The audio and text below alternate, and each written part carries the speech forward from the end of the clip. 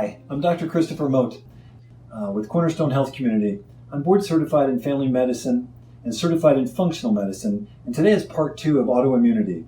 In part 1, we talked about how we develop autoimmune conditions, and today I want to talk to you about how we at Cornerstone Health Community treat autoimmune conditions. We take a look at each of the breakdowns in the process, whether it be an accumulation of biotoxins at the barrier function, the breakdown of the secretory immune system in the mucus, the mechanical breakdown within the gut, and then the immune functions that are chronically activated.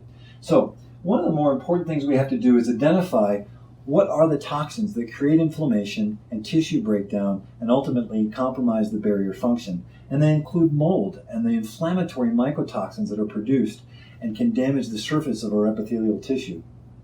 We also have bacterial infections like H. pylori and C. diff within the gut tissues. We have Lyme and the bacteria associated with Lyme that can permeate multiple tissues throughout the body. We have fungus and yeast like Candida.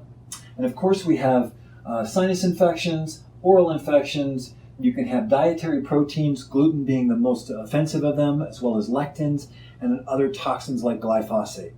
You have to find all of them, and you have to remove them from the body. So it requires quite a bit of diligence on the part of the patient, and we help our patients to eat a diet that will remove the food-related toxins, and then we use PCR-based or DNA-based detection in our stool testing to find the other bio-related toxins that come from infections.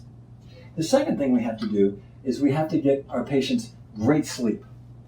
If we don't treat the apnea that our patients have, if we don't normalize the hormones that allow for ideal sleep, then the immune system cannot properly do its job and discriminate our tissue from the foreign tissue. And lastly, once we've accomplished these things, we have to be able to go in and to remove the toxins.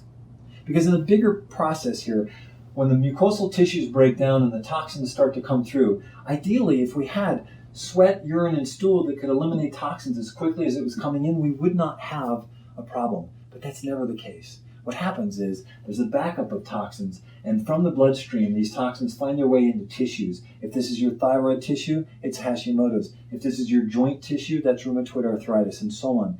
So we also, in addition to stopping the incoming toxins, we have to get them flushed from the cells, which requires nutrition like glutathione, lipoic acid, B vitamins, and magnesium.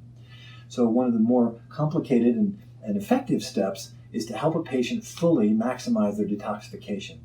When we address all of these issues, we find excellent results when we're working with our autoimmune patients. And the prognosis is largely based on chronicity. How long have you had your condition?